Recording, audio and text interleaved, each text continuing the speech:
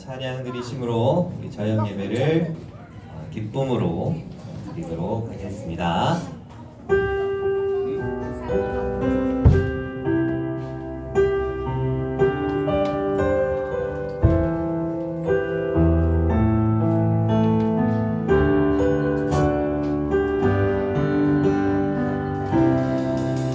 이곳에 임하신 하나님 나라 가난한 마음으로 바라보리라.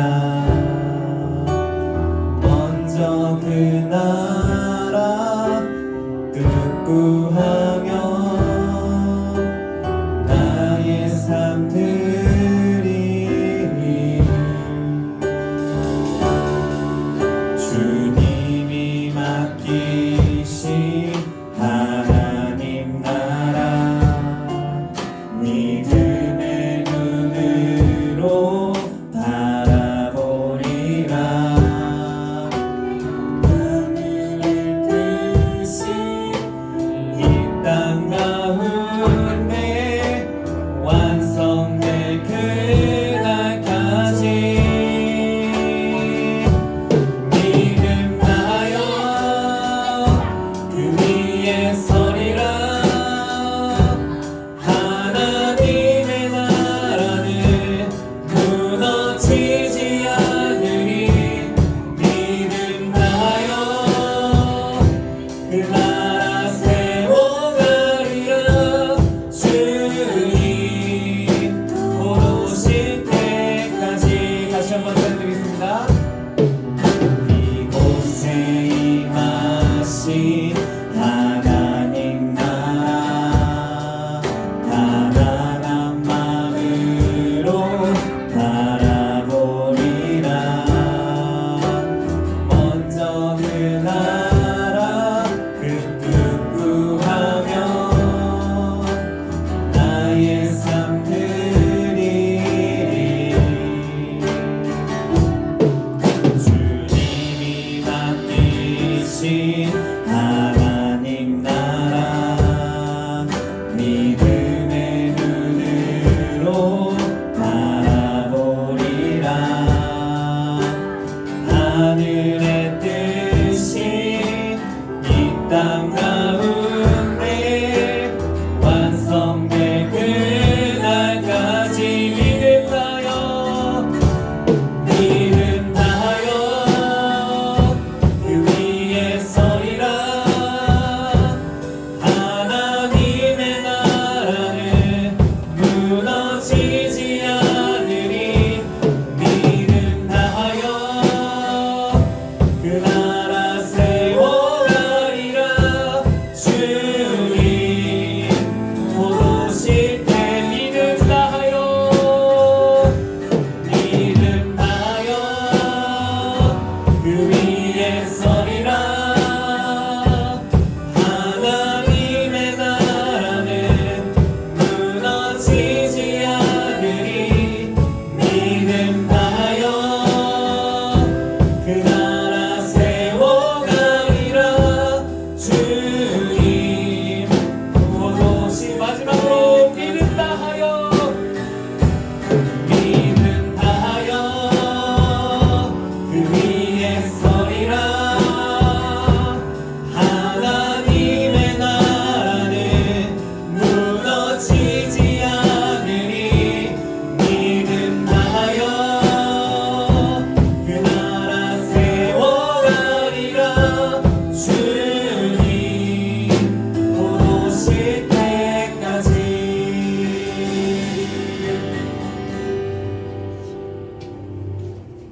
우리 주님의 믿음 가지고 아무리 외로운 길이라도 그 믿음 지켜가며 나아가길 원합니다.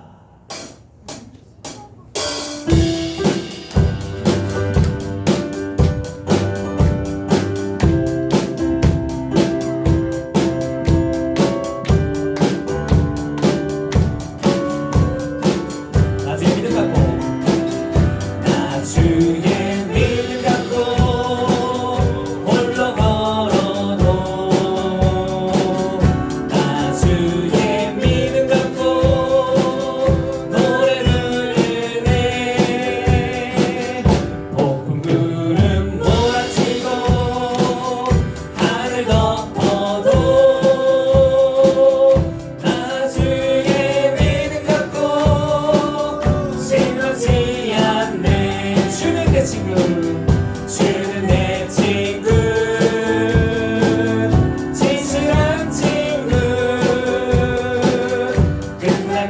갈고 주지하리 폭풍 구름 몰아치고 하늘 덮어도 나 주의 믿음 갖고 신음치 않네. 내 주는 선한 목자 내 주는 선한 목자 나를 인도해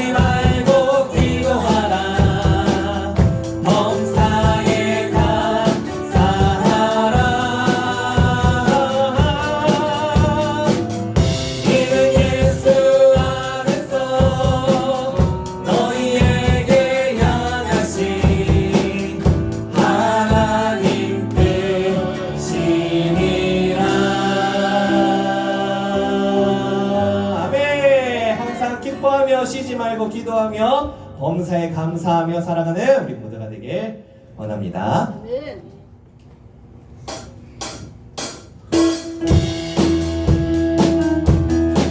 우리 다 함께 주님의 사랑 안에 거하는 우리가 되길 원합니다.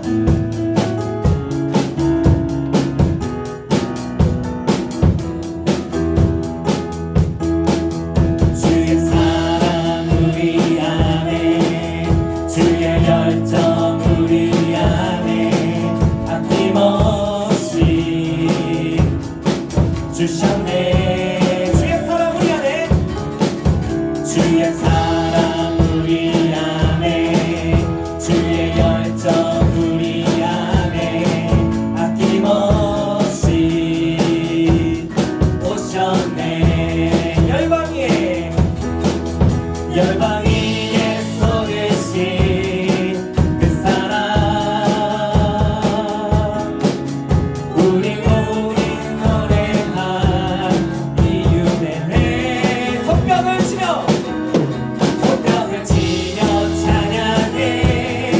지금 여기에 계시는 주만이 우리의 목자 대신에 큰 소리 외쳐, 큰 소리 외쳐 찬양해. 오늘도 다스리시는 주만이 참 기쁨 주시네. 다시 한번 찬양드립니다. 주의 사랑, 주의 사랑 우리 안에, 주의 열정 우리 안에 아낌없이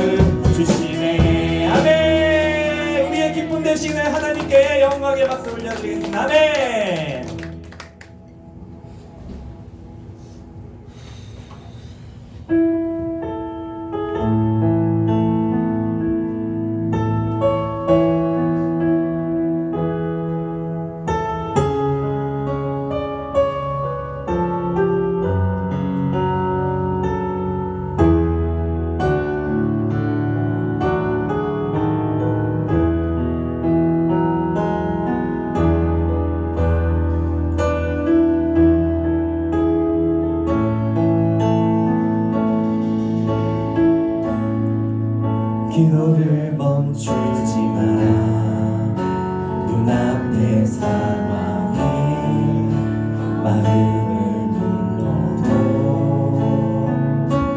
원망치 마라. 너의 입을 지켜라. 저들은 너의 입을 보고 있다. 마음을 뺏기지 마라. 내가 널 보지 않는단 소리에 너의 모든 게 불리해도 너는 기도를 계속해라. 너 기도를 멈추지 마라. 내가 너의 그 모든 상황을 바로 역전시키리. 너 기도를 멈추지 마라. 내가 잠시도 쉬지 않고 모든 걸 지켜보고 있으니 바로 역전되리라. 다시 한번 드리겠습니다. 기도를 멈추지 마라. 기도를 멈추지 마라. 눈앞의 상황이 마음을 눌러도 원망치 마라. 너의 입을 지켜라. 저들은 너의 입을 보고 있다. 마음을 뺏기지 마라. 내가 널 보지 않는단 소리에 너의 모든 게 불리해도 너는 기도를 계속해라. 너 기도를 멈추지 마라. 내가 너의 그 모든 상황을 바로 역전시키리. 너 기도를 멈추지 마라. 내가 잠시도 쉬지 않고 모든 걸 지켜보고 있으니 바로 역전되리라. 저들의 힘이 너를 압도해도 저들의 힘이 내 숨을 조여도 너는 보리라. 기도의 능력을 내가 역전시키리라.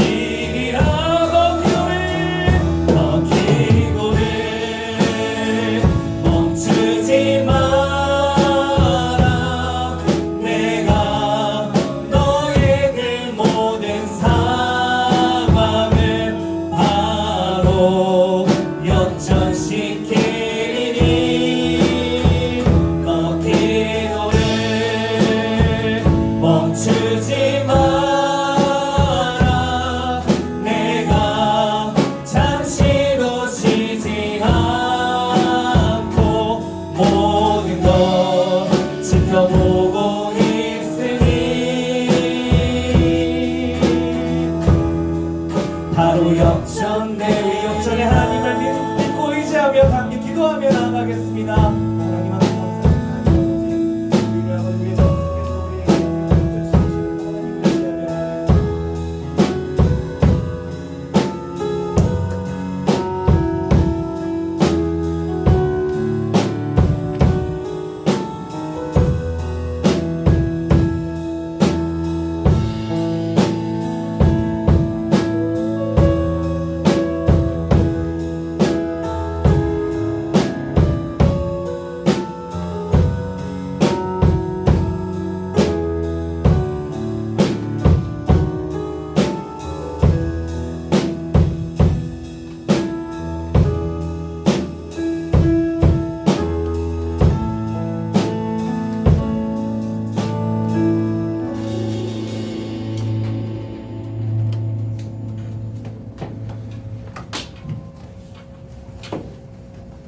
다 같이 사도신경 하심으로 신앙 고백 드리도록 하겠습니다.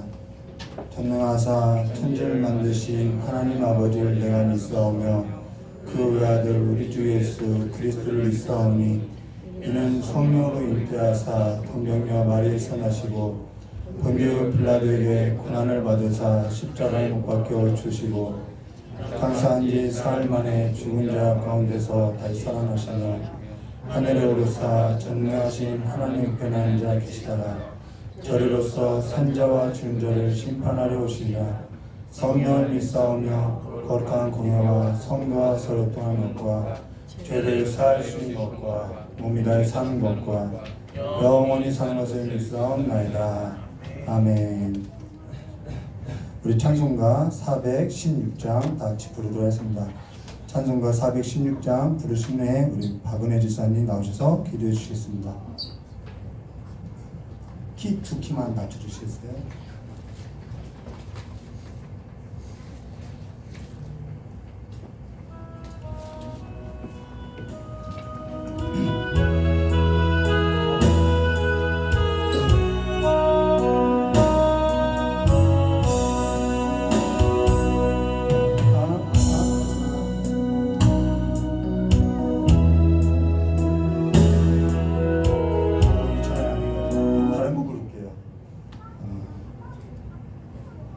찬송가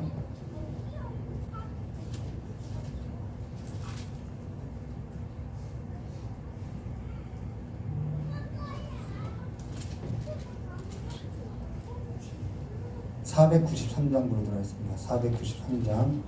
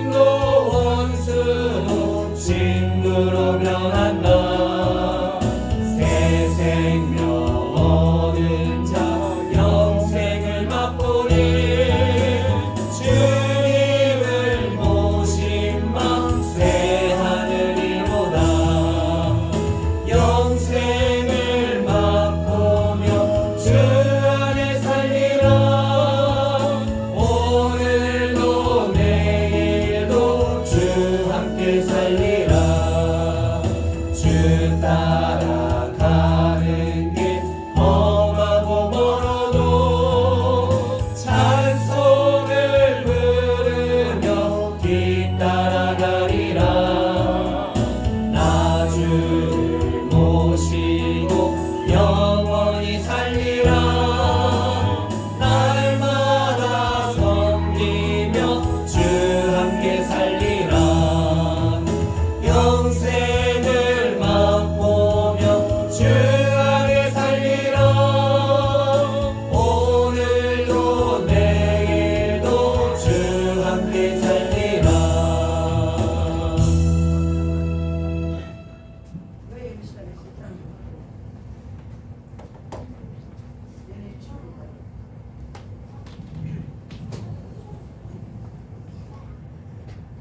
기도드리겠습니다. 하나님 아버지 감사합니다. 오늘도 이렇게 아버지 믿음의 자리, 은혜의 자리, 기도의 자리, 말씀의 자리에 나오게 하신 주님 감사합니다. 아버지 우리가 예배드릴 수 있는 공간을 주신 것도 주님이시고 아버지 은혜 받게 하신 것도 주님이시고 성령 받게 하신 것도 주님이십니다. 주님께서 주시지 않으면 아무것도 할 수 없음을 인정하고 아버지 그것 또한 모든 것이 다 감사로 여길 수 있도록 주님 인도하여 주시옵소서. 하나님 아버지 우리가 아버지 정말 주님께 속하였다고 하지만 아버지 우리가 주님께 가지가 되지 아니하고 아버지 떨어져 나갈 때가 너무너무 많았습니다. 아버지 그때마다 주님을 다시 생각하며 아버지 말씀을 듣고 아버지께 기도하는 삶 살 수 있도록 주님 인도하여 주시옵소서. 아버지 주님께서 말씀하시기를 아버지 주님은 선하신 목사시고 아버지 우리에게 부족함이 없으시다고 말씀하신 주님 아버지 어떤 것도 주님 우리에게 고난이든 주님 축복이든 은혜든 주님께서 다 주심을 믿습니다. 그것이 부족함이 없고 아버지 그것이 넘쳐남이 없고 부족함이 없음을 아버지 인정하며 살아가는 감사하는 삶 살아갈 수 있도록 주님 붙잡아 주시옵소서. 아버지 그걸 통해서 아버지께서 정말 주님께서 주신 것을 감사하며 아버지 다른 사람들에게도 아버지 그 삶을 전하는 기쁜 삶 살 수 있도록 주님 인도하여 주시옵소서. 아버지 이제 말씀을 듣습니다. 아버지 그 말씀이 하나님 영토가 되어서 아버지 씨를 뿌려 100배, 1000배, 10,000배를 열는 아버지 그런 삶을 살아갈 수 있도록 주님 인도하여 주시옵소서. 아버지 서영기 목사님에게 건강함을 주셨고 아버지 사역하는 곳에 있어서 아버지 정말 주님의 말씀을 따라가는 삶 살아갈 수 있도록 주님 인도하여 주시옵소서. 항상 함께할 걸 믿으며 예수님 이름으로 기도했습니다. 아멘. 감사합니다. 우리 오늘 함께 나눈 하나님 말씀은요 사도행전 11장 19절에서 30절입니다. 사도행전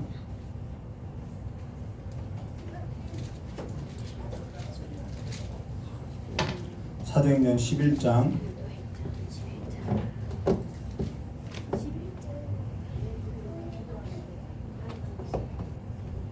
사도행전 11장 19절에서부터 30절입니다.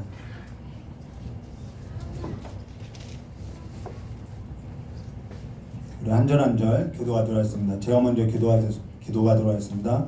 때 스데반의 일로 일어난 환란으로 인하여 흩어진 자들이 베니게와 구브로와 안디오까지 이르러 도를 유대인에게만 전하는데 그중에 구브로와 안디오의 여섯 사람이 안디오에 이르러 유다인에게 말하여 주의 예수를 전하니 주의 손이 그들과 함께 하심에 수다한 사람이 믿고 죽게 돌아오더라. 예루살렘 교회가 이 사람들의 소문을 듣고 바나바와 같이 기쁘니 저가 이르되 하나님의 은혜를 보고 기뻐하여 모든 사람에게 굳은 마음으로 주께 붙어 있으라 권하니 바나바는 다른 사람이요 성령으로 믿음이 충만하더라. 이에 큰 무리가 주께 나오더라.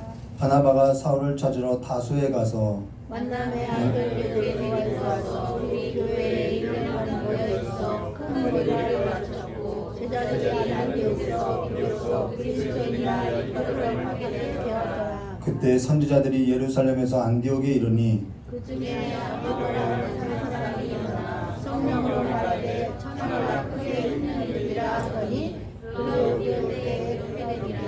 제자들이 각각 그 힘대로 유대에 사는 형제들에게 부주를 보내기로 작정하고 함께했습니다. 이를 실행하여 바나바와 사울의 손으로 장로들에게 보내니라. 아멘.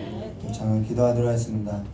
좋으신 하나님 아버지, 주 앞에서 더 겸손하게 하여 주시었고 주의 말씀의 권위 아래서 순복되어지는 삶으로서 이제는 주의 나라와 주의 영광 가운데 거니는 삶이 될 수 있도록 우리를 빚어주시었고 우리를 인도하여 주셔서 하나님 나라에 가득한 열매로서 풍성한 삶으로서 열매 맺는 삶이 될 수 있도록 주여 복을 내려주시길 간절히 원하오며 기어이신 예수님의 이름으로 기도드리옵나이다.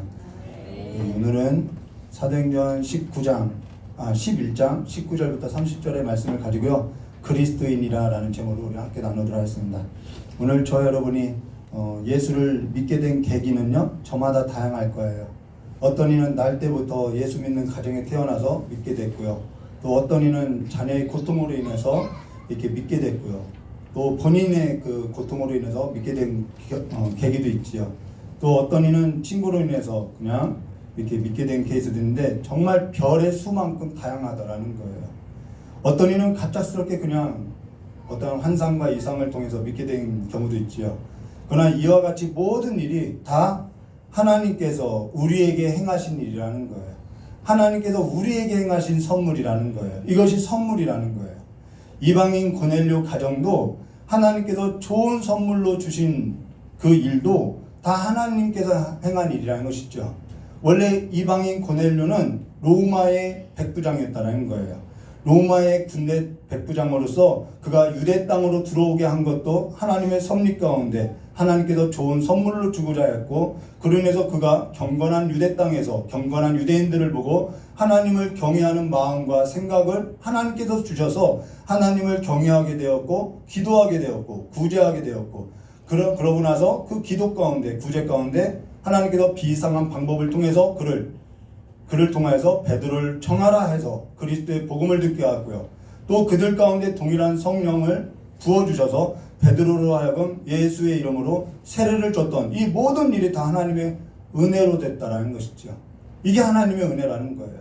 그리고 사도 베드로가 예루살렘 교회에 와서 이방인에게도 우리와 같은 성령을 줬다라는 것을 변증하면서 하나님께서는 세 가지 방법으로서 확증했는데, 그것이 뭐냐면 첫째는 마이크 소리가 너무 커요. 첫째는 환상이고요. 두 번째는 7인의 증인의 수고요. 왜 7인의 증인의 수인지 우리 보았죠. 유대인들에게는 2라는 숫자가 증인의 수인데 유대 땅을 넘어서 증인의 수는 7인이라는 거예요. 그래서 예수님께서도 70인을 유대 땅을 넘었을 때는 70인을 파송한 경우가 있죠.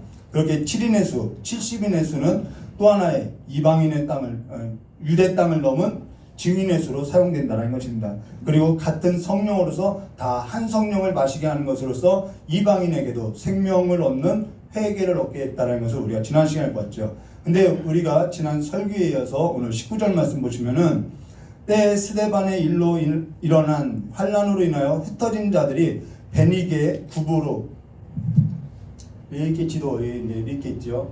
이쪽에 이제 베니게 구부로가 있죠, 섬. 그리고 이쪽에 이제 안디옥, 시리아 안디옥이 이렇게 있는 거죠.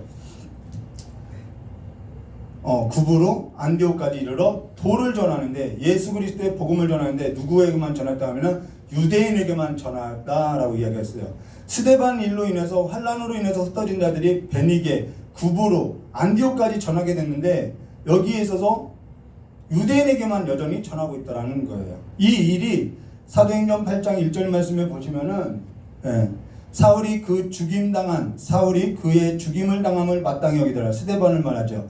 그날에 예루살렘의 교회에 큰 핍박이 나서 사도 외에는 다 유대와 사마리아 땅 모든 땅으로 흩어지게 됐는데, 여기 이들이 아직까지도 이방인에게는 복음을 전하지 않고 이 도를 유대인에게만 전했다라는 거예요. 근데 이때 당시에는 유대인이나 헬라인이나 헬라인이나 공통어가 뭐냐면 헬라어였다라는 것이에요. 헬라어. 그래서 유대인인지 사실상 헬라인인지 구분이 잘 안 갔다라는 거예요. 외모는 비슷하고요. 구분이 잘 안 가서 그냥 복음을 전하게 됐는데 그 중에 몇 사람도 헬라 사람들에게도 복음이 전해졌다라는 것입니다. 그래서 20절과 21절에 이렇게 말씀하여요. 그 중에 구브로와 구레네 몇 사람이 안디옥에 이르러 헬라인에게도 말하여 주 예수를 전파하니 주의 손이 그들과 함께 하심에, 이게 은혜죠. 그리고 나서 어떠한 일이 벌어지냐면 수다한 사람, 많은 사람이 믿고 주께로 돌아왔더라라는 것을 말해줬다는 거예요. 그러면서 여기 안디옥에, 이 안디옥 수리아 안디옥에 어떠한 일이 첫 이방인 교회가 설립됐다라는 거예요. 첫 이방인 교회가 설립되고요. 첫 번째 그리스도인이라는 칭호를 받고요. 첫 선교지가 여기서 시작된다라는 거예요. 근데 안디옥에 있어서 첫 이방인 교회가 설립되는 일에서도 이들이 계획했나요? 이들이 작정하고 했나요? 이들이 안디옥에 이방인 교회를 세우겠습니다, 내가 헌신하겠습니다, 이런 것이 있었나요? 아무것도 없었다라는 거예요. 아무것도 없었다라는 거예요. 우리 구원과 같다라는 거예요. 이방인 고넬료 그가 구원받은 것과 같다라는 거예요. 예루살렘 교회에 핍박이 있어서 흩어지고 또 쫓겨나고 또 쫓겨나서 안디옥까지 벼랑 끝까지 몰리게 됐는데, 여기에 이방인 교회, 첫 이방인 교회, 안디옥 교회가 설립됐다라는 거예요. 우리는 이걸 뭐라고 하냐면 하나님의 은혜다라고 이야기하는 거예요. 하나님의 은혜로 됐다라는 거예요. 오늘 저와 여러분이 기억할 것이 뭐냐면은 복음이 확장되는 일이 사람의 계획이나 사람의 작정한다고 해서 되는 것이 아니라 하나님의 은혜로 된다라는 거예요. 우리가 이것을 교회 안에 이것이 있어야 하는 것을 교회 안에 가장 필요한 것이 뭐냐면은 성도에게 가장 필요한 것이 뭐냐면 하나님의 은혜가 있어야 한다라는 것입니다. 오직 하나님의 은혜의 역사라는 거예요. 사실 저 역시도 개척할 생각이 없었어요. 처음에는 독일로 유학 가려고 유학비를 마련해서 저희 아내에게 다 송금시켜줬어요. 유학 자금이며 이 모든 것을. 근데 갑작스럽게 저희 아내가 좀 어렵게 되면서 그 모든 유학비까지 다 소진하게 됐죠. 어쩔 수 없는 상황이었어요. 그러다가 집에 머물러 있던 중에 순복음교회 목사님이 목회자가 저에게 신학을 권해서 순복음 신학을 하게 되었고, 또 졸업할 때는 신학교를 졸업할 때는 이제 형편이 어려우니까 가정교회에서 개척을 하려고 했으나 교단이 허락지 않아서 교단을 옮기게 되었고요. 이렇게 계속해서 쫓기는 삶으로서 왔다라는 거예요. 그러다가 예배의 처소가 없었는데 무상으로 예배의 처소를 공급받다가 또 그 무상으로 공급받았던 그 예배의 처소에서도 쫓겨나기 이렇게 거의 쫓겨나가시피 쫓겨나서 다시 개척했는데, 그때 개척할 때 저는 아무것도 없었거든요. 근데 하나님께서 놀랍게도 기도하는 사람들을 붙여줘서 교회가 세워졌다라는 거예요. 그러다가 다시 지금 이렇게 교회가 연합하게 됐는데, 제가 이 교회가 연합하게 되기까지 제가 앞날을 보았느냐, 거기에서 계획한 것이 있느냐, 작전 기도한 것이 있느냐, 전혀 없다라는 거예요. 그냥 쫓겨나왔는데 벼랑 끝에 몰려서 왔는데 여기까지 왔다라는 거예요. 복음이 확장되는 일, 앞날에 있어서 알지 못한 저와 여러분을 계획한다고 해서 그 계획대로 되는 것이 아니라, 인생이 계획대로 되잖아요. 작정한다고 해서 되는 것도 아니고 기도한다고 해서 되는 것이 아니라 전적인 하나님의 인도하심으로서 인도된다라는 거예요. 전에 중국 선교할 때, 예전에 저 이제 선교였을 때, 중국 선교할 때 중국 선교가 막히게 되면서 그 선교사님들이 쫓겨서 어디로 가냐면 동남아로 가게 됐다라는 거예요. 평양에 있었던 그 목회자들이 피난으로서 쫓겨난 곳이 부산이더라는 거예요. 그리고 나서 그 부산에서부터 시작된 그 한국의 그 복음이 중국으로, 동남아로 계속해서 쫓겨나서 지금 예루살렘으로 향하고 있다는 것이죠. 여기 선교사들이, 목회자들이 이 선교에 있어서, 복음의 확장에 있어서 어떠한 계획을 가졌었느냐, 작정하고 헌신하기로 결단했나, 그런 거 아무것도 없다라는 거예요. 하나님의 그 은혜로 말미암아 하나님께로 인도함 받아서 그냥 쫓겨나서 이렇게 세워졌다는 것이죠. 고린도 교회도 그렇게 세워졌다라는 거예요. 지금도 흩어진 자 중에 사도가 있나요? 아무도 없어요. 유명한 자가 있나요? 없어요. 무명한 자들, 이름 없는 자들이 쫓겨서 안디옥의 교회가 세워졌다라는 것입니다. 하나님의 역사는 이렇게 시작된다라는 거예요. 고린도 교회도 마찬가지죠. 로마로부터 쫓겨났던 아볼로하고 브리스길라와 그들이 쫓겨나와서 고린도까지 내려와서 거기에 예배처가 세워지고 기도처가 세워지고, 그것이 고린도 교회가 됐다라는 것입니다. 그런 면에서 오늘 저와 여러분이 기억할 것이 뭐냐면, 내 삶이 아무리 벼랑 끝에 내몰린다고 해도 그때가 바로 하나님께서 내 삶 가운데 새 일을 행할 때라는 것을 기억해야 한다는 거예요. 그 낯선 곳에서, 그 황무지 같은 곳에서 하나님께서 새롭게 일을 시작한다는 것을 알아야 한다는 것이죠. 저녁이 가고요, 아침이 오니, 전 창세기 1장 이 말씀을 너무 좋아해요. 저녁이 되고 아침이 되니, 아침은 항상 우리에게 온다라는 것이죠. 저의 인생 가운데도 늘 그래왔다라는 것입니다. 유대인에게만, 여기 머물러 있으면은 그냥 유대인에게만 전하여지는 그 복음이 쫓겨서 벼랑 끝에 몰리더니 이방인에게도 첫 이방인 교회가 설립되고 있음을 우리가 보여주고 있다는 것이죠. 복음의 확장이 이렇게 이루어진다는 거예요. 그리고 그 일로 인해서 어떠한 일이 벌어지죠? 쫓겨났는데 그 일로 인해서 수다한 사람들이 믿고 주께로 돌아왔더라라는 거예요. 이들이 가졌던 전통, 이들이 가졌던 그 고정관념, 이들이 가졌던 그 사회적인 통념은 하나님의 역사를 막을 수도 없고요, 하나님께서는요 그걸 넘어서 이들의 삶을 인도하더라는 것이죠. 우리의 삶도 그렇게 인도한다는 거죠. 사실은 이러한 하나님의 역사는요 반드시 양면성이 있다라는 거예요. 그게 뭐냐면요, 쫓겨나가는 사람은, 하나님께로부터 쫓김을 받는 사람은 이게 뭔가 싶어요. 아, 하나님이 왜 이러지? 알 수 없어요. 그분이 나를 왜 이렇게 몰아가시는지 알 수 없어요. 근데 나중에 보면은 하나님께서 이 일을 하시려고 하셨구나라는 것을 알게 됐죠. 그렇게 하나님을 우리는 쫓겨가는 삶으로서 경험하게 된다라는 거예요. 그리고 또 하나는 그 쫓겨나가는 삶 가운데서 하나님이 나를 이렇게 인도했어요. 하나님이 이렇게 나를 인도하셨어요. 라는 그 소식을 받아들이는 자들은 어떻게 되죠? 구원의 기쁜 소식을 받아들이며 하나님을 찬송하게 된다라는 거예요. 그걸 보면서 또 쫓겨나간 사람은 와, 하나님이 이 일을 하시려고 하셨구나. 이런 하나님의 섭리를 발견한다라는 것이죠. 오늘 주일 낮 예배 때 설교와 같이 이 모든 삶을 통해서 하나님은 쫓겨나간 자나 그 쫓겨나는 사람들로 말미암아 받아들인 그 복음으로 말미암아 모든 입으로서 하나님은 찬송을 받게 한다라는 거예요. 하나님은 자신의 영광을 빼앗기지 않는다라는 것이죠. 누가 그 하나님의 영광을 빼앗느냐? 당연히 타락한 사탄이 그것을 빼앗으려고 한다라는 것입니다. 하나님은 어느 한편만 좋게 하시는 것이 아니라 전하는 자나 받는 자나 모두를 다 좋게 한다라는 거예요. 복음을 전하는 자나 받는 자가 다 좋게 한다라는 거예요.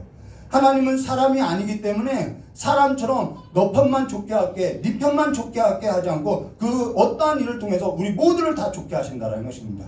전도라는 것이 그와 같다라는 거예요. 사실 전도라는 것이 모든 일을 다 좋게 하는 것이 전도라는 거예요. 하나님의 은혜로서 되는 거죠. 내가 계획한다고 해서 되지 않고요. 자연스럽게 하나님의 계획 가운데서 하나님의 은혜의 역사로서 이루어진다는 것입니다. 우리 부활주일 때 우리 3월 31일 날 주보를 보니까요. 부활주일 때 남정도에서 부활절 달걀 전도를 한다고 했어요. 행사표를 올려봤는데 이걸 할 수 있을까? 그냥 행사만 끝나는 거 아닐까? 이런 생각을 했어요. 근데 처음에는 어색하고 처음에는 누가 이거 받겠나 싶은데 그와 달리 나의 계획과 내 생각과 달리 우리의 생각과 우리의 지혜와 달리 전도에 미련한 것으로서 하나님은 그 일을 행한다라는 거예요. 우리는 그것이 이 계란 준다고 누가 오나? 이것이 미련해 보이는데 하나님은 그 전도에 미련한 것을 통해서 하나님이 일한다라는 것이죠. 우리는 그래서 그런 것을 보게 된다라는 거예요. 그런 것을 경험하게 된다라는 것이죠. 신학교 때 전도하면은 야 이걸 누가 받나? 라고 하는데 어느 사람은 받고요. 어느 사람은 회개하고 돌아오는 일들이 있다라는 거예요. 우리의 생각과 전혀 다르다는 것이죠. 전에 어떠한 일이 있었냐면요. 어떤 목회자가 이혼을 하고 어려움을 겪었어요. 그리고 나서 아내를 재혼을 했죠. 근데 교회가 덜 성숙하다 보니까 이 목회자를 막 헌담하고 다니는 거예요. 왜 저 재혼을 했을까? 성경에 이혼하고 재혼하지 말라고 했는데 이런 말을 하면서 다니는 거예요. 근데 그 교회 앞에 무당집이 있었는데 유명한 무당이에요. 혹시 이 얘기 아시나요? 네, 유명한 무당이에요. 근데 교회가 하도 목회자를 헌담하니까 이 무당이 나라도 저 목회자 위로해줘야겠다 라는 생각으로 맨날 위로해주는 거예요. 그러면서 그 헌담하는 교인들을 그게 뭐 잘못된 것이냐고 다 그렇게 하고 살지 않냐고 하면서 막 이렇게 쓴소리, 목회자가 할 수 없는 그 쓴소리를 대신해주면서 교회가 점점 성장하면서 나중에는 그 무당이 그 교회에 중직이 됐어요. 권사가 되는 일이 있었어요. 누가 그럴 일을 계획했나요? 누가 그러한 일이 있을 거라고 생각했나요? 어디까지나 이해를 돕고자 하는 건데 이 복음의 전도는요. 하나님의 그렇게 전도에 미련한 방법으로 우리가 생각지 못한 일로서 한다라는 거예요. 우리의 구원이 그와 같다라는 거예요. 고린도전서 1장 21절 말씀 보시면은 하나님의 지혜에 있어서는 이 세상이 자기 지혜로 하나님을 알지 못하는 것으로 우리의 지혜로서 할 수 없다라는 것입니다. 하나님께서 전도에 미련한 것으로서 믿는 자들을 구원하시기를 기뻐하셨다라고 말하죠. 전도에 미련한 것을 통하여서 하나님은 복음 전파라는 그 수단으로서 일하고 있다는 것입니다. 오늘 우리가 예수를 전하고 예수를 믿는 일이 사람의 계획이나 지혜로 되는 것이 아니라 하나님의 은혜의 수단이 전도라는 것을 알아야 한다는 것이죠. 유대인들에게 있어서는 예수를 전하고 믿는다는 것이 신성모독이고 가증한 것이고 더러운 것으로서 여겨졌고요. 헬라인들에게는 예수를 전하고 믿는다는 것은 로마 형벌로 죽임당한 그 강도와 같은 자를 믿는 미련한 일로 보았다라는 거예요. 근데 그 전도에 미련한 것을 통해서 하나님은 구원하시기를 기뻐하였다라고 말하고 있다는 것이죠. 하나님께서는 부르시는 자들은 그걸 믿게 한다라는 거예요. 그래서 고린도전서 1장 22절과 24절 유대인은 표적을 구하고 헬라인은 지혜를 찾으나 우리는 십자가에 못 박힌 그리스도가 전하니 유대인에게는 꺼리끼는 것이요 이방인에게는 미련한 것이로되 오직 부르심을 입은 자들에게는 유대인이나 헬라인이나 그리스도는 하나님의 능력이요 하나님의 지혜라고 우리는 그분이 하나님의 능력이라고 우리에게 있어서 하나님의 지혜라고 고백한다는 것이죠. 그러나 고린도전서 1장 25절에 하나님의 미련한 것이 사람보다 지혜 있고 하나님의 약한 것이 사람보다 강하니라. 우리는 그 하나님의 그 지혜로움과 하나님의 그 강하심을 그냥 믿고 우리는 순복할 따름이라는 것입니다. 그냥 따른다라는 거예요. 그때 하나님의 역사에 있어서 우리는 경험하게 되고 내가 쫓기는 삶 가운데서 하나님을 경험하면서 나중에 우리는 그래요. 하나님이 이 일을 하시려고 했구나 하면서 우리는 경탄하게 된다는 것입니다. 그리고 하나님은 그 일에 있어서 찬양을 받으신다는 거예요. 그래서 하나님을 경험한 자들이 점점점 하나님을 경험하는 자들이 삶의 간증이 많고요. 삶에 뭐가 많아요? 찬양이 많아지게 된다는 것이죠. 그래서 우리는 하나님의 명령에 있어서 순복하라고 이야기한다는 것이죠. 자, 그런데 우리 22절 말씀 보시면은 예루살렘 교회가 이 사람들의 소문을 듣고 이방인이 자꾸 수가 더해지는 그 소문을 들었어요. 이 예루살렘 교회에서 이 안디옥의 이방인 교회죠. 자, 에베소 교회는 본교회예요. 본교회예요. 자, 그래서 22절에요. 예루살렘 교회가 이 사람들의 소문을 듣고 바나바를 안디옥까지 보내니라고 지금 예루살렘 교회가 안디옥 교회에 바나바를 파송했다라는 거예요. 왜 파송했냐면요. 첫째는 검증해야겠지요. 이것이 진짜인가? 감독해야지요. 그래서 교회에는 반드시 교단이 있어야 하고요. 총회와 노회가 있어야 한다는 것입니다. 이러한 기능이 있어야 한다는 거예요. 개교회로서는 좀 위험하지요. 또 다른 하나는 양육하려고 보낸다는 것입니다. 양육하기 위해서. 두 번째는 양육하기 위해서 보냈다는 거예요. 그러면서 23절에 저가 이르러 하나님의 은혜를 보고 기뻐하여 모든 사람에게 굳은 마음으로 주께 붙어 있으라 권했다라는 것이죠. 그가 안디옥에서 보고 기뻐한 것이 뭐냐면 교회에 하나님의 은혜가 있다는 것을 보고 기뻐했다라는 거예요. 교회라는 것은 뭐가 있어야 하냐면요, 하나님의 은혜가 있어야 한다는 것입니다. 교회에 있어서 볼 때 하나님의 은혜에 있어서 충만하게 받는 자가 있고 그러지 못한 자가 있다라는 거예요. 근데 교회에 있어서 가장 필요한 것이 뭐냐면 가장 있어야 할 것이 뭐냐면 하나님의 은혜를 받아야 한다는 것이죠.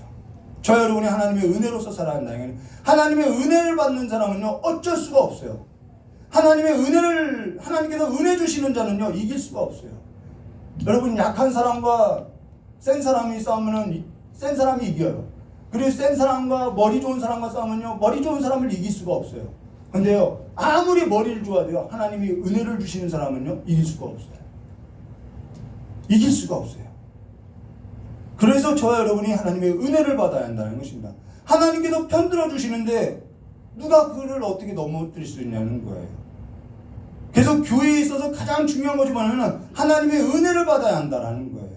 교회는요 하나님의 은혜를 받아야만 살 수 있다라는 거예요. 그리고 안디옥 교회를 봤더니 그 하나님의 은혜가 충만하다라는 거예요. 안디옥 교회가 복음을 듣고 예수를 믿고 구원을 얻었다면은 그리고 나면은 그냥 끝이냐? 아니요. 하나님의 은혜 가운데 뭐가 있으면 양육을 받아야 한다는 것입니다. 그걸 뭐라고 하냐면 주께 붙어 있으라라고 권했다라는 거예요. 신앙에 있어서 성장이나 성숙이나 그 모든 일이 어떻게 이루어지냐면은 하나님의 은혜로 주께 붙어 있는 삶이 될 때 저절로 신앙은요 성숙하고 성장된다는 것입니다. 예수께 붙어 있는 삶이 있어야만 신앙은요 저절로 열매를 맺고요 성장하고 성숙도 있다라는 거예요. 목회자나 교회 어떤 기능에 붙어 있어야 하는 것이 아니라 주께 붙어 있을 때 목회자나 교회나 가정이나 삶에 있어서 저절로 열매가 맺어지는 것이죠. 저 여러분이 오늘 성경 말씀을 통해서 우리가 끊임없이 구원받은 자로서는 누구께 붙어 있어야 하면 주께 붙어 있는 삶이 되어야 한다는 것입니다. 구원받은 저와 여러분에게 하나님의 말씀을 선포하는 이유가 뭐냐면 그리스도께 붙어 있으라는 거예요. 다양한 언어로 표현하고 있지만 그리스도께 연합된 자로서 살으라는 거예요. 여러 가지 말로서 이런 말을 하고 저런 말을 하지만 사실상 궁극적인 그 목적이 어디냐면 주께 붙어 있으라고 계속해서 외치는 소리라는 것이죠. 오늘 저 여러분에게 이건 되고요, 이건 안 돼요, 이렇게 하라, 저렇게 하라는 것은 그 일의 목적이 있는 것이 아니라 주께 접붙인 삶으로서 머물러 있으라는 이야기라는 거예요. 근데요, 가령 오늘 뭐 낮에 설교한 것처럼 찬양하는 삶도 마찬가지죠. 찬양을 해라, 찬양하지 말라 이것이 아니라 내가 저 그리스도께 접붙여 있으면 자연스럽게 찬양이 흘러나오게 된다라는 거예요. 하나님께 은혜 받은 자로 주와 함께 머물러 있는 자로서 흘러 떠내려가지 말고 자라나고 자라나서 열매 없는 자가 되지 말라라고 말한다는 것입니다. 신앙이 좋다는 것 다른 것이 아니라 내가 누구와 함께 누구에게 머물러 있느냐는 것을 말해주죠. 복 있는 자가 누구이냐 다른 것이 아니라 저 사람 복 받았어 그것이 아니라 내가 누구와 함께 지금 머물러 있냐는 거예요. 내가 누구와 접붙여 있냐는 것이죠. 시편 1편 1절과 2절 복 있는 사람은 악인의 꾀를 따르지 아니하고 악인과 함께 앉지 않는데요. 죄인의 길에 서지 아니하고 오만한 자리에 앉지 아니하고 오직 여호와의 율법을 즐거워하여 그 율법을 주야로 묵상하는 자로라. 이게 복 있는 자인데 그가 진짜 복 받은 건 뭐냐면 그가 어디에 심겨졌냐면은 시냇가에 심겨져 있다라는 거예요. 생명수에 심겨놨다라는 거예요. 그럼 누가 이 나무를 생명가에다 심겨놨냐는 것이죠. 이게 은혜라는 거예요. 그가 그 나무가 하나님의 은혜를 받아서 생명수 시냇가에 심기어서 그가 여호와의 율법을 즐거워하는 삶으로서 열매가 나타난다라는 거예요. 그로 인해서 교회는요 계속해서 양육하고자 지금 이 예루살렘 교회에서 안디옥으로 바나바를 보냈다라는 것입니다. 그리스도께 머물러 있으라 이 말이라는 거예요. 하나님의 은혜 받은 자로서 그리스도께 머물러 있으라. 그에게 있어서 시절을 쫓아 과실을 맺고 삶에 있어서 잎사귀가 마르지 아니한 삶으로서 그 잎사귀가 청청하며 그 잎사귀는 우리를 치유하는 능력 있고 그 행사는 다 형통하리라. 그리스도께 접붙여 있으라는 것이죠. 우리의 시험이 내가 찬양을 했냐 안 했냐 내가 TV를 봤냐 안 봤냐 내가 오락을 했냐 안 했냐 그 싸움이 아니라 주께 접붙여 있는 삶 그 주께 접붙여 있는 삶으로서 순복되어질 때 그 모든 것은 떠나가게 되어 있다는 거예요. 우리는 주께 접붙여 있는 삶으로서 씨름해야 한다는 것이죠. 그러면서 24절에 이렇게 말씀하셨어요. 바나바는 착한 사람이요 성령과 믿음이 충만하더라. 이에 큰 무리가 누구에게 붙어요? 주께 더하더라는 것이죠. 우리의 목적이 있다라는 거예요. 바나바에게 가까이 바나바에게 더 가까이 하더라 이게 아니라 주께 더하더라는 것이죠. 저와 여러분의 목적은 주님께 가까이 하는 것에 있다라는 거예요. 지금 하나님께서 교회 가운데 하나님의 은혜와 주께 머물러 있으라는 그걸 누구를 통해서 이야기하면 바나바를 통해서 지금 일하고 있다라는 것입니다. 목회자를 통해서 이야기하는 것은 목회자에게 붙어 있으라는 것이 아니라 주께 붙어 있으라는 거예요. 그래서 이 일로 인해서 안타까워하는 것이죠. 그러면서 우리 25절과 26절 말씀 보겠습니다. 바나바가 사울을 찾으러 다수에 가서 만남에 안디옥에 데리고 와서 둘이 교회에 1년간 모여 있어 뭐하지요? 왜 바울을 또 부르지요? 큰 무리를 가르쳤고 양육하려고요. 제자들을 안디옥에서 비로소 그리스도인이라 일컬음을 받게 되었더라. 여기 사울이 다수에서 이 가이사 예루살렘에서 가이사에서 다수 자기 고향으로 간 것이 대략 한 10년 정도의 시간이 흘렀어요. 자, 다수에 가서 만남에 안디옥에 데리고 와서 둘이 교회에 1년간 모여 큰 무리를 가르치고 제자들이 안디옥에서 비로소 그리스도인이라 일컬음을 받게 되었더라. 자, 사울이 다소에서 10년 정도 머물러 있었을 텐데요. 그러고 나서 바나바가 사울을 찾아 안디옥으로 와서 함께 이제는 양육하는 일을 함께 했다는 것입니다. 그렇게 가르침을 받고 나서 그들을 가운데 뭐라고 하냐면 그리스도인이다 이 칭함을 얻었다라는 거예요. 그리스도인이다. 유대인들에게 있어서는 신성모독하는 예수쟁이 이때 당시는 그런 요구였어요. 저 신성모독한 저 예수를 믿어 예수쟁이들 그리스도인이라는 소리를 들었죠. 헬라인들에게는 로마의 형벌에 죽은 그러한 사람 강도와 같은 사람을 따르는 저 예수쟁이들 그것이 그리스도인이라는 소리였다는 것입니다. 근데 그들 가운데 하나님의 은혜가 있고요. 그들의 삶 가운데 그리스도와 함께 머물러서 접붙인 삶으로서 뭐가 나타나는 거예요? 양육을 받다 보니까 계속해서 삶에서 열매가 나타나니까 세상 사람들이 이제는 달리 보는 거지요. 달리 보게 되는 거예요. 세상이 감당하지 못할 자들. 세상으로서 어떻게 감당하지 못하는 그리스도인들. 그래서 그들도 스스로 나는 그리스도인입니다 라고 소리쳤다라는 거예요. 그러면 오늘 우리가 나는 그리스도인입니다 라고 하는 것이 이들의 그리스도인이라고 하는 것과 같을까요? 그렇지 않지요. 하나님의 은혜를 받지 못하고 예배당에 나와서 종교인으로서 목회자에게 아첨하고 교회의 기능만 수행하면서 주께 붙어있지도 아니하고 교회 따로 생활 따로 이중적인 삶을 가리켜서 우리는 오늘날에 뭐라고 하면 저 사람도 그리스도인이야 라고 이야기했죠. 그러나 이와 같은 그리스도인을 뭐라고 하냐면은 고린도전서에 분명히 세 종류의 사람을 이야기해요. 자연인, 그 다음 하나는 육신에 속한 자, 또 한 사람은 누구죠? 영에 속한 자. 자연인은 말 그대로 예수를 믿지 않는 사람을 말해요.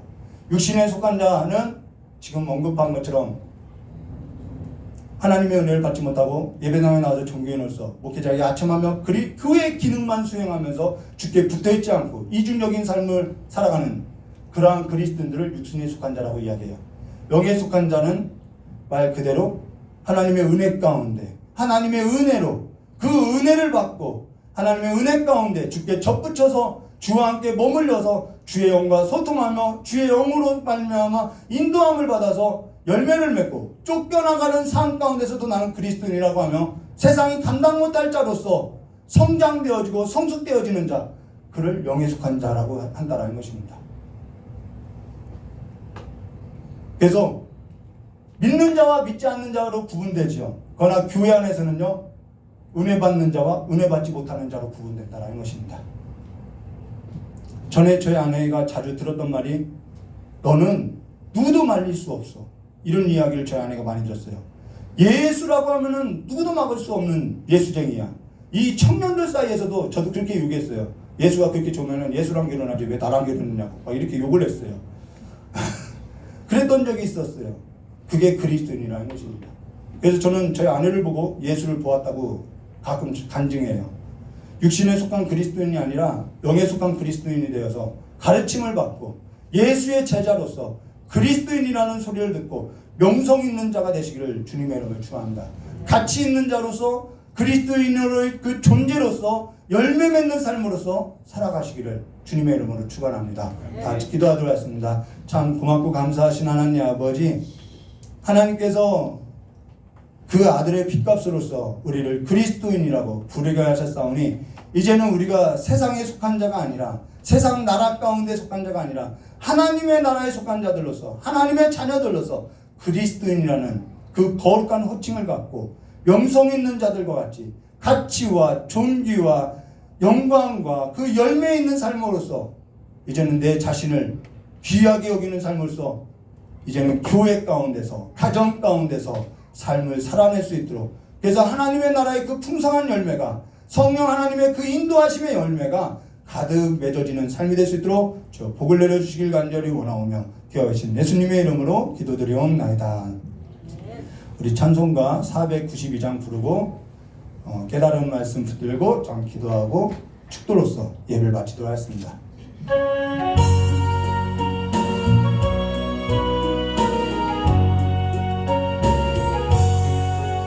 나의 영원하신 기억 생명보다 귀하다.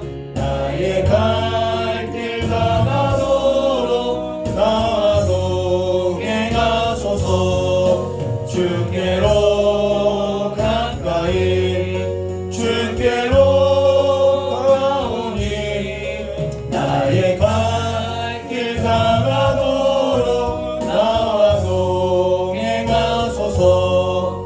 세상 부귀 아니함과 모든 명예 버리고 험한 길을 가는 동안 나와 동행 가소서. 주께로 가까이 주께로 가오니 나의 갈 길 가가도록 나와 동행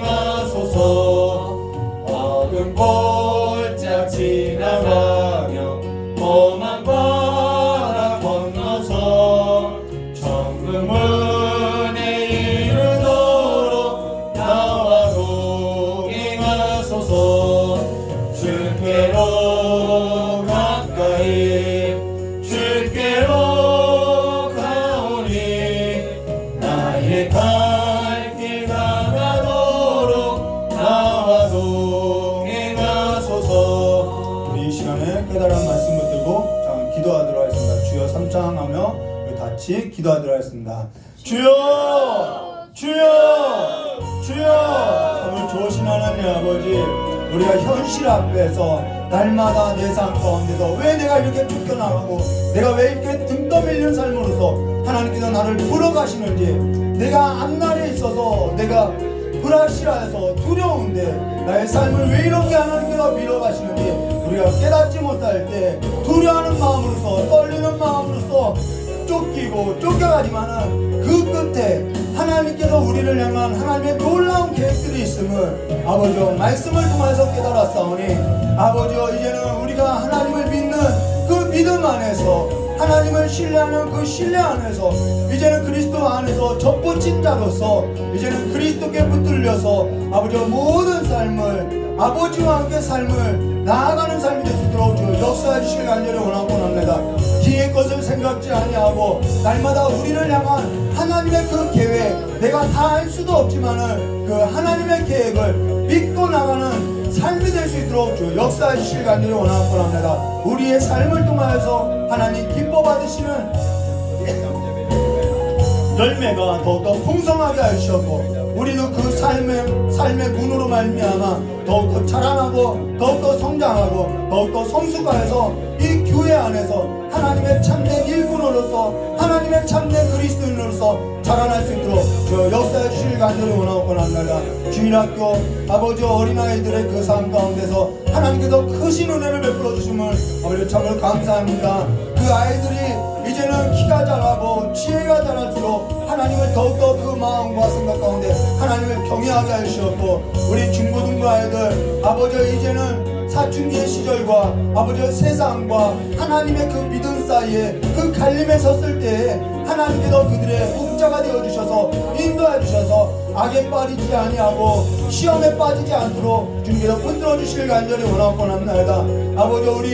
아버지 청년들의 삶 가운데 아버지 이제는 선택에 있습니다.